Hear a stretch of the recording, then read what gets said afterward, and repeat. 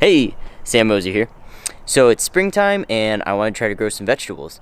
So the first thing I did was built a cedar raised garden bed, which you should be able to see behind me right here. And I'll show you how I built it, tell you a little bit about how I prepared the soil, and then planted the plants. Let's get started. So the planter is going to be built entirely from cedar, and mainly cedar fence posts, as well as some pieces cut from this 2x6.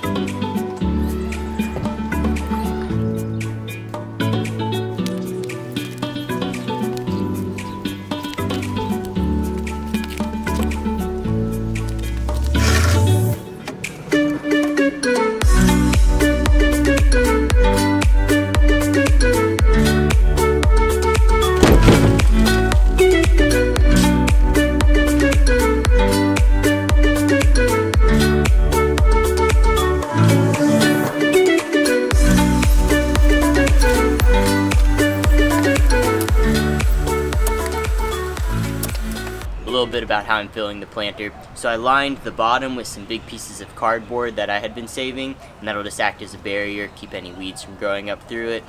Then I'm going to fill it about 2/3 of the way with this fill I got from a landscape supply company, and it was called their raised bed mix. And then the top layer will be a mix of topsoil and compost. And then I'll plant some vegetables.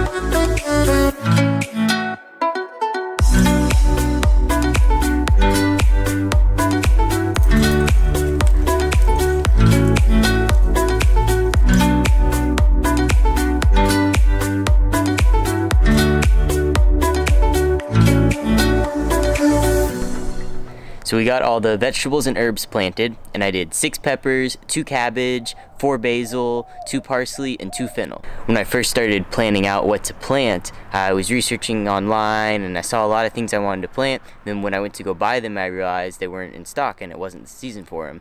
And it's really important that you plant things the correct time of year, and the best way to figure out what's in season is to go to a local nursery and see what they have a lot of on hand, and that's what I did.